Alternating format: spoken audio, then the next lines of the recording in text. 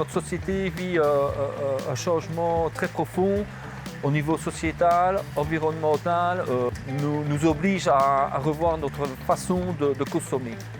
Parce que chez nous, la vente directe a toujours été notre credo et notre principal canal de distribution. Et donc là, essayer de rentrer dans les écoles, dans les collectivités, ça coule de source.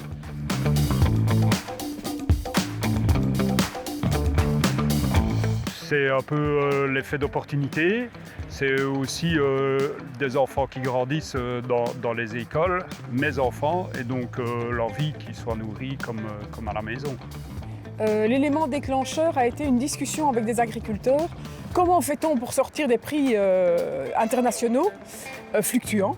Et est-ce qu'on ne mettrait pas des produits pour l'alimentation humaine qu'on vendrait en local?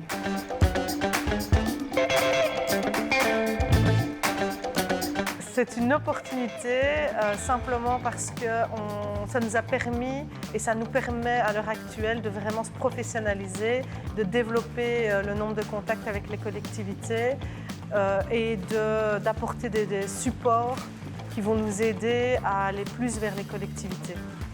Je pense que c'est un peu des deux, je vais vous dire. L'opportunité, c'est certainement de pouvoir proposer une diversification de produits dans les cantines. La nécessité, je pense que surtout dans la conjoncture actuelle, c'est surtout une relocalisation de la production, mais qui doit être diversifiée. Je crois qu'il y a un double intérêt vraiment.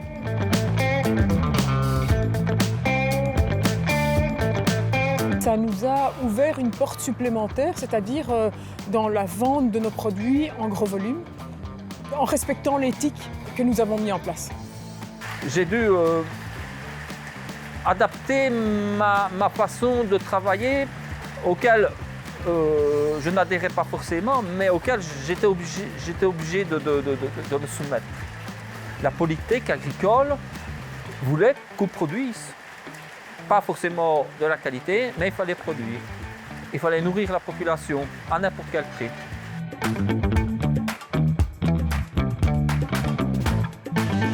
Alors au niveau des collectivités, clairement, elles sont assez dépourvues. Elles signent le Green Deal, elles s'engagent par rapport à des mesures comme par exemple l'intégration de 10% de produits issus du circuit court. Et puis où je vais m'approvisionner? Donc pour une coopérative comme nous qui arrivons avec un panel de producteurs en disant voilà, nous on peut vous amener tel produit, vous assurer la logistique, l'administratif. Donc en gros on arrive avec tous les produits à l'entrée de la cuisine.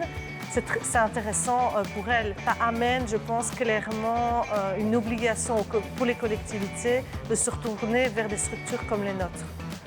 Le pacte, je ne sais pas si c'est moi qui le verrai, mais en tout cas, on pose des pierres pour un édifice qui, je pense, pour la génération suivante, sera bénéfique, où il faut changer les habitudes. Et les habitudes, on ne les changera pas en 2 ans, 4 ans, 10 ans.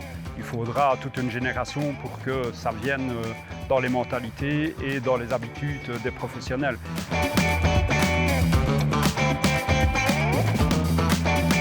On a tout un accompagnement lié à la collecte de données et d'informations pour pouvoir mieux pérenniser l'approvisionnement des collectivités. Donc en fait, ce qui est intéressant, c'est de se dire, dans un territoire donné, nous, on se concentre vraiment sur le cœur du Hainaut. Quels vont être les besoins futurs et est-ce que les producteurs vont pouvoir y répondre et comment y répondre?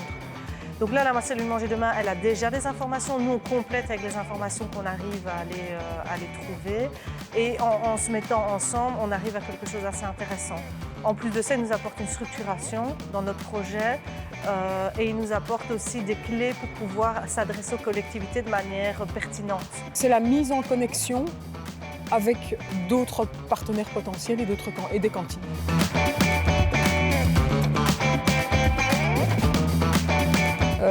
On a un vrai rôle à jouer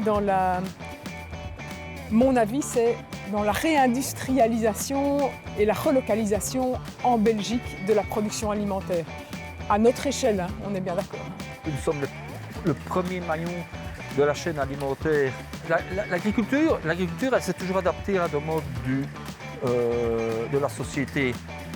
Si la société veut notre alimentation, on le fera. Mais il faut que la société soit consciente aussi que ça a un prix.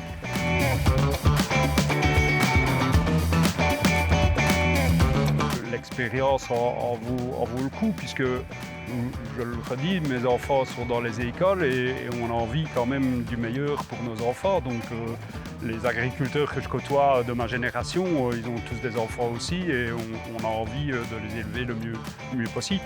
Donc clairement, j'aurais tendance à dire, viens avec nous, parce que tous ensemble, on peut faire plein de choses. Dans notre type de filière, dans cette relocalisation ou cette transition alimentaire, l'important, c'est la collaboration entre les différents acteurs. Donc je leur dirais que ça a un impact et ça a un avantage.